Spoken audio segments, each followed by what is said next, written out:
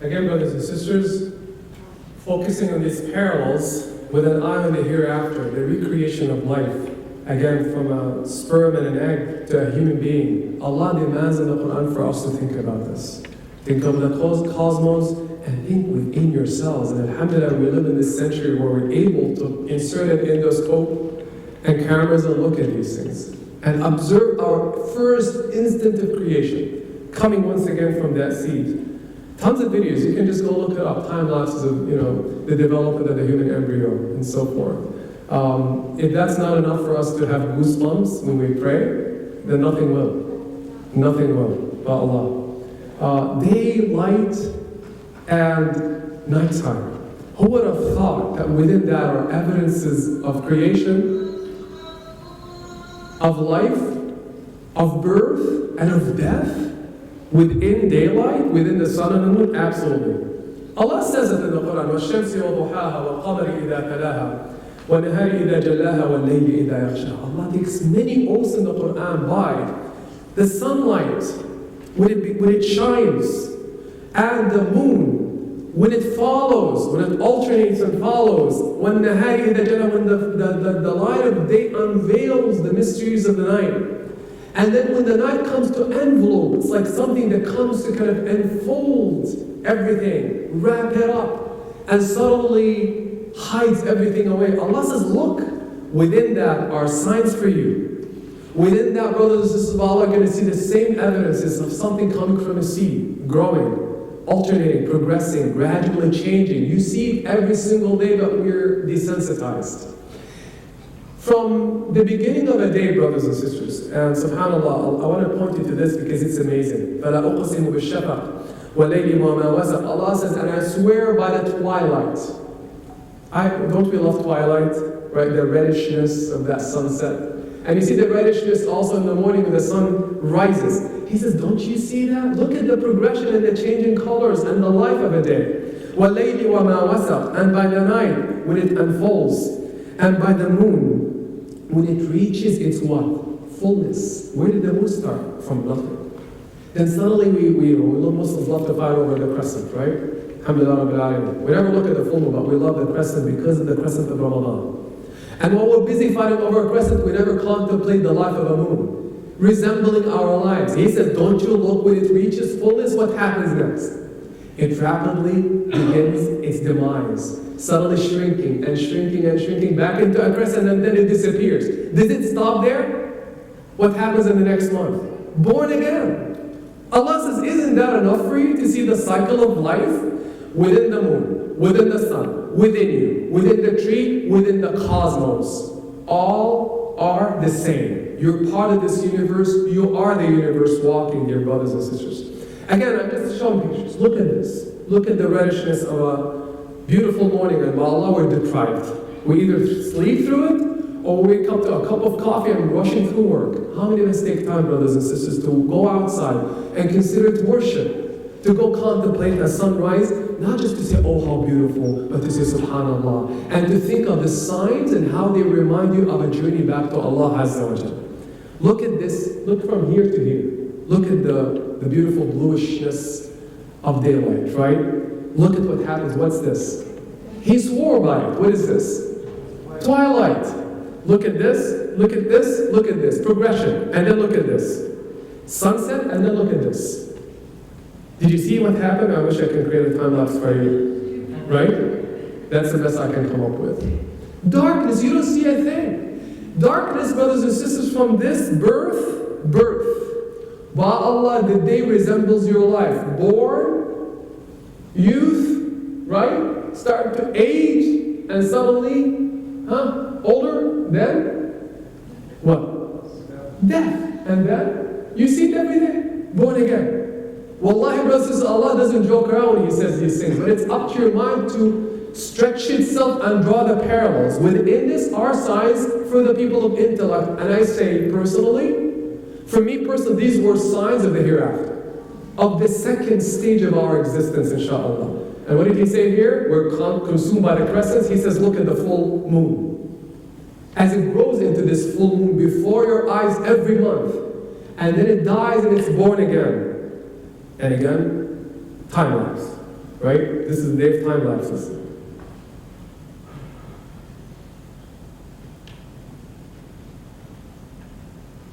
This is actually, it's a very short video, inshallah.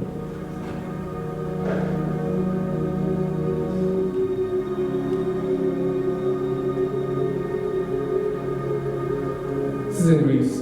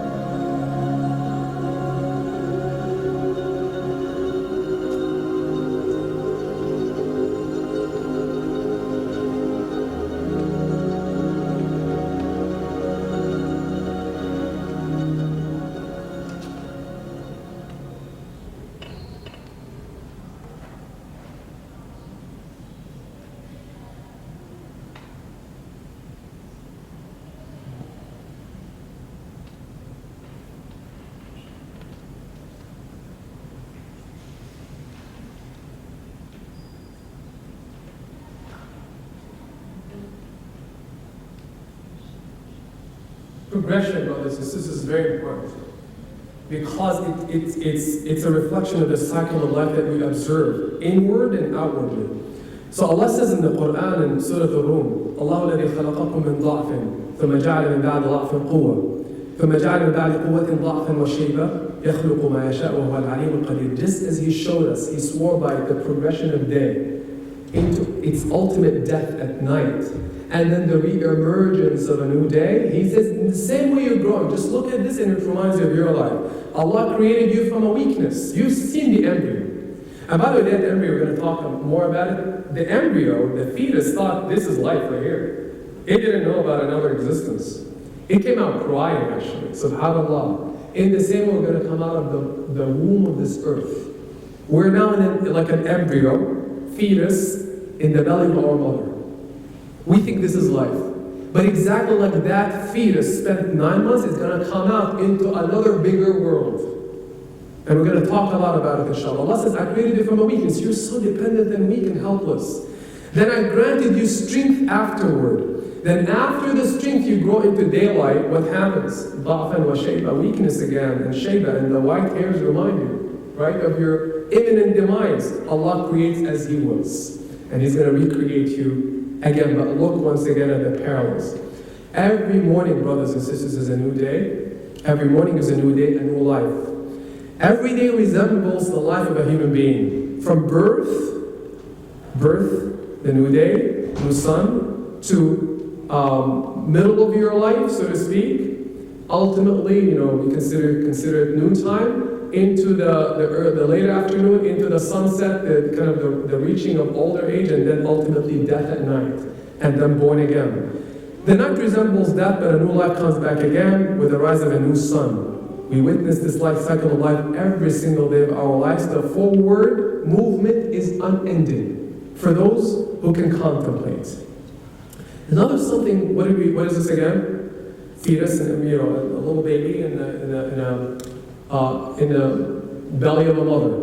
Why am I showing it again? Because there's something also astounding that I thought about. I was like, SubhanAllah, this is just amazing. I was looking at other signs for me. I enjoy this. And there's something amazing. If you recall the video, what did they say about the eyesight? They didn't talk much about the breathing, but there's something amazing. What did they say about eyesight? Does the baby start seeing right away? Are the eyelids open? No, it takes, I think, 28 weeks, 7 months. And the eyelids are closed, so the eyes are not working yet. Why? Why are the eyelids closed? To develop the cornea. The cornea has to develop. So it takes that much time. Remember, you've seen the fetus, right? It has to grow, and the eyes are growing, so the eyelids are closed for this to develop, for the actual faculty to grow. But it cannot function here. At 28 weeks, it opens slowly, and they start blinking. And if you have twins, in the subhanAllah, the belly, they start looking at each other and touching each other. Well, I have twins, and Manik is right here. I know you were looking at your sister back then after 28 weeks, and you were touching each other. That's what they show, subhanAllah. But they still cannot see fully. When they're born, children can see up to 8 to 12 inches. And their eyes are fuzzy. So the eyes are always there. But did they work fully in the womb? They didn't. What about breathing? Does the child breathe, like mashallah, killing it in the womb? Breathing air like this? Do they do this? How do they breathe? Who knows? What is it? Through the blood, exactly, the umbilical cord. The mother breathes for the child. But do you know what's happening that is amazing? The child is actually starts moving his chest, her chest. They start moving the lungs and acting out the breathing without breathing. You know why? Who knows? To practice what? The lungs for the life to come. But if they were to breathe like we breathe, the fetus would die.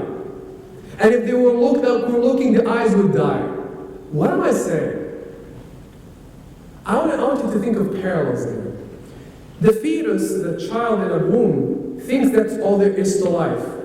Remember the invisible dark matter, the dark energy, all these stuff? Things that we can't see that are functioning, but they're out there. Well, the fetus had faculty that wasn't working or was developing. Was it developing for that life or for another life? For another life. It was a preparation for the next life. But the faculty were there. The eyes were there, the breathing were there, the ears were there, but they were developed for the next life. But the child, did he know? No clue. At 9 months when the child is born, he starts using the faculty. What am I trying to say about our next lives and what is in us? Who can tell me? If somebody gets this, that means maybe my explanation is okay. If nobody says anything, that means I messed this up. There's a significant importance to kind of testing out skills and developing skills, even though like a baby tries to practice breathing, even though it's not going to use it in the womb, but those systems have to go online immediately after the birth. So how does that send forward our deeds and our our deeds for the next life? Exactly. There is a preparation happening for the next life when we're born out of this womb. But there's something amazing. There's another faculty, soul, brothers and sisters. The soul itself, while living here, while doing its things, where does it ultimately need to reside? Where does it function optimally? In the next life. So here's the preparation. The soul is there. It's being used, here or there, like the eyes of a child in a womb, right? But where does it really see clearly? Full vision, brothers and sisters, of soul happens at our death or our new life when we're born, inshallah, into the next life. At the moment of death, suddenly Allah says your vision is clear. He literally says your vision is clear. Isn't that amazing? That in the womb we couldn't see, we saw clear when we were born.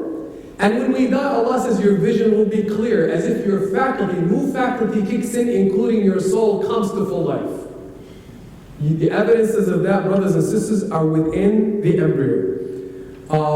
So I emphasize once again on the hidden signs within either the dark matter or the unused faculty of an unborn child, or within the soul and the deeds that are being prepared for the next life. All these are indications of the mysterious hidden treasures that Allah contained within us. I'm going to, inshallah, spend 5 minutes on this. What is this? I love babies, but what do you think I want to talk about here? Okay, make it easier. The power of what? It's another sign of the hereafter. Believe it or not, it's not the food. What do you think? I'm going to talk about something, but what do you think it is? Sleep. Jazakumullah khair. Sleep is a sign, a powerful sign of the ability to live multiple lives, of also somehow the existence of the hereafter. How? Inshallah, we'll spend some time on this. I love children. But I want to wanted to show this picture just to show the power of sleep, that when sleep seizes you, you've lost yourself completely. You're like as good as dead. Literally, the body is actually paralyzed. I love this joke. My idea, this is from the Minions, our favorite Minion. My idea of a good morning is one where I open my eyes, take a deep breath, and go back to sleep. Right? Because you love the world of dreams. And it takes you away from all the stresses of the world. Only if your mind can allow you to sleep. Isn't it true? Only if the mind will give you a break and let you sleep. It's an amazing escape. Alhamdulillah for that incredible bounty from Allah, that gift. So you're literally paralyzed when you're asleep. Virtually, you're paralyzed. You know why? Because if you're not, you might act out parts of your dream. And it's not going to be a good thing. One of the funniest things that happened to me is that in one of my REM dreams, before I got married, I had this happen to me a couple of times, and I always crack this joke because it's real, it's freaked me out. How many people have ever woke up in the middle of a dream and they found themselves incapable of moving? Raise your hand. Okay. It happened to me like maybe 5-6 times in my life, and I swear I thought there was jinn in the room. I thought there was jinn, it freaked me out. I thought there was like, if I didn't believe in jinn, I believed in jinn that night. It's like, why cannot I move? And I was trying to move my feet and I couldn't move. It happened probably 3-4 times, and I was freaked out. I didn't know what was happening. I was terrified of going to bed. It just happened that I was waking up at the wrong time. So I get married, and it happened, I think, a few months into my marriage, it happens again. And I freaked out, and I couldn't wait until I woke up my wife to tell her what happened last night about the jinn. And my wife said, I was like, you will not believe what happened last night. She was like, what happened last night? I was like, I think there was jinn in the room, right?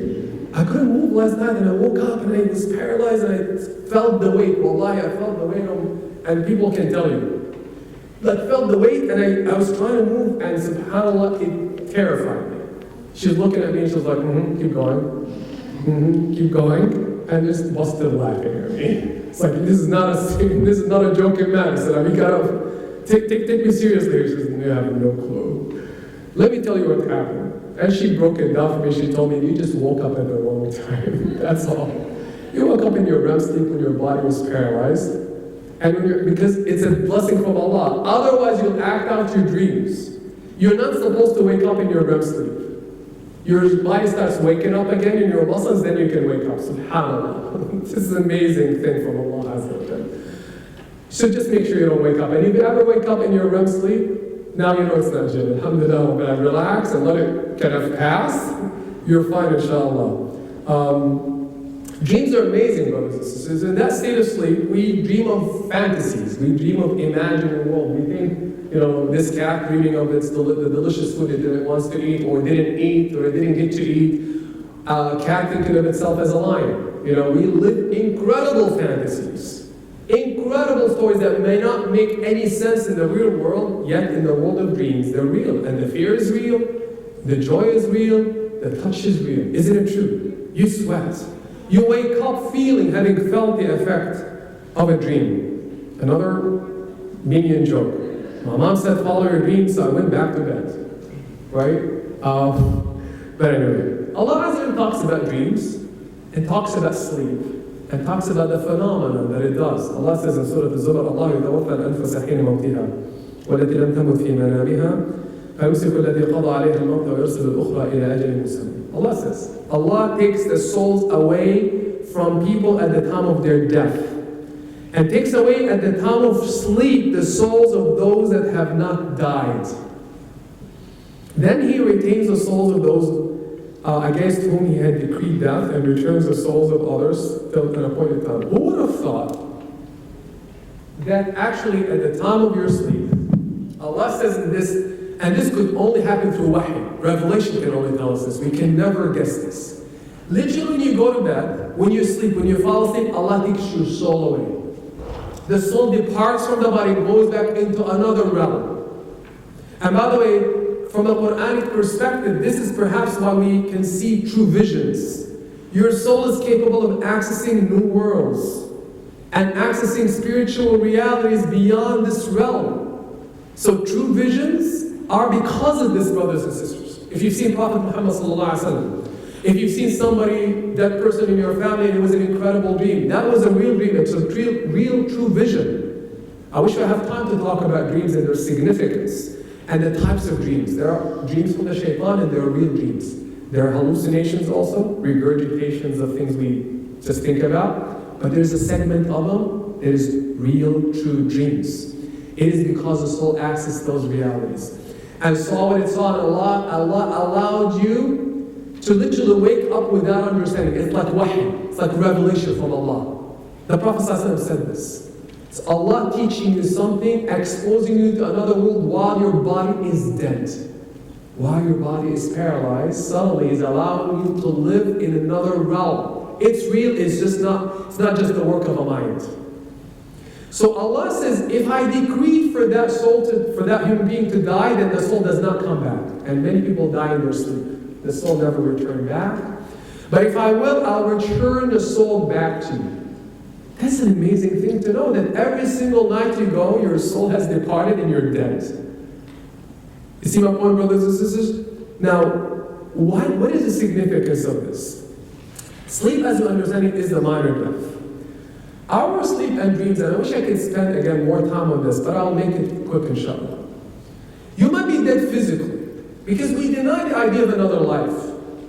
Allah's shown us through our sleep that your body is paralyzed. You see a human being not moving, eyes, lids closed.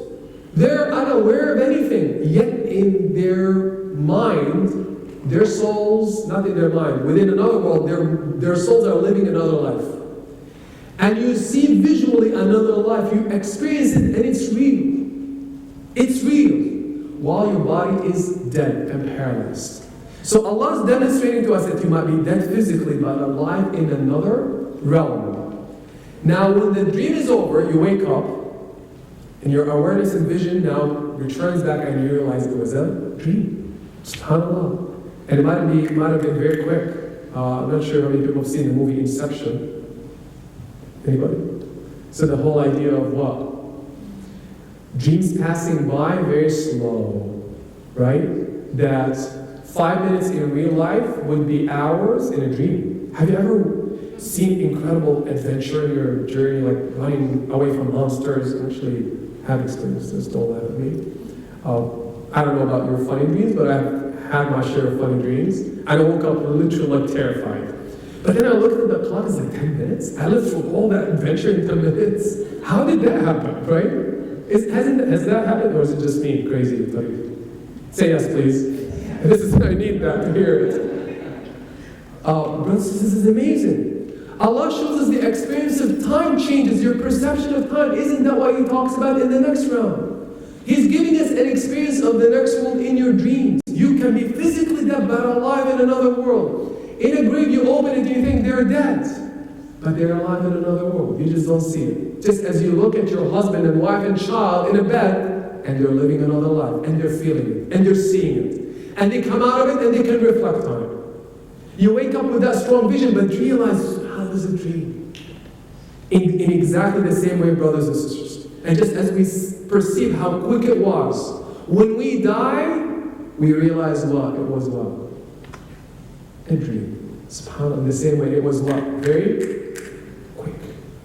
SubhanAllah, Allah talks about this in the Quran. Within your dreams are signs of the life to come, the ability for you to live another life, and Allah is giving us a taste of it. Waking up from sleep parallels resurrection.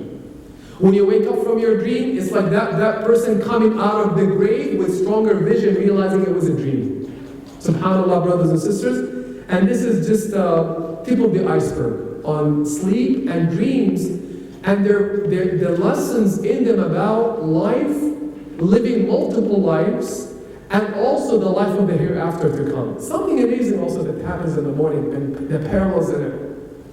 When you wake up in the morning, and it's the end of your sleep period and your dreams, it's signaled by the sun, isn't it true? Normally we wake up in the morning to the light of the sun and the sound of birds, and hopefully the adhan of Fajr, right? All these things. The sun signals literally for you that you've awakened from that stage, that dream.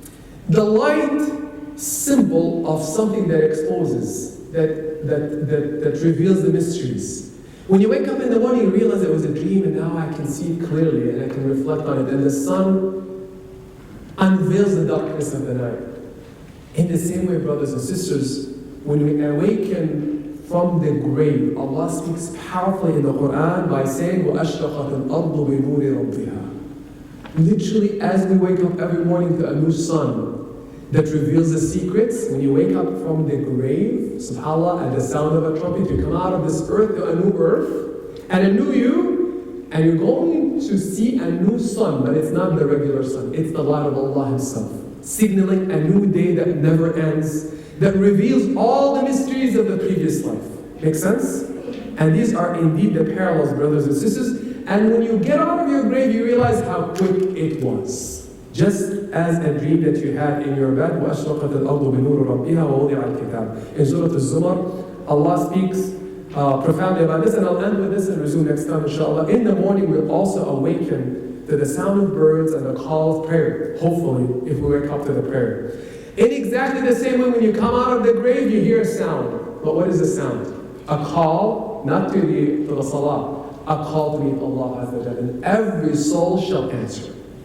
So lucky are those who are waking up to the call of the adhan to respond to Allah and march towards the masjid or march towards the salah. In the same way, you wake up from your grave and you're going to hear وَاسْتَمِعْ يَوْمَ يُنَادِي الْمُنَادِ مِن مَكَانٍ قَرِيبٍ. Allah says in Surah Qaf, and listen to the day when the caller will call you from a near place, the day when they will call, the call will be the call of truth. That will be the day of coming out. And I conclude with this.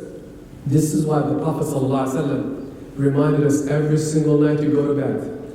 He used to say the dua. What is it? Bismika Allahumma amutu wa ahya. In the name of Allah, amutu, I die, because he's realizing he's about to die physically, and the soul departs. Wa ahya, and I come back to life. What is he reminding you of? The next life.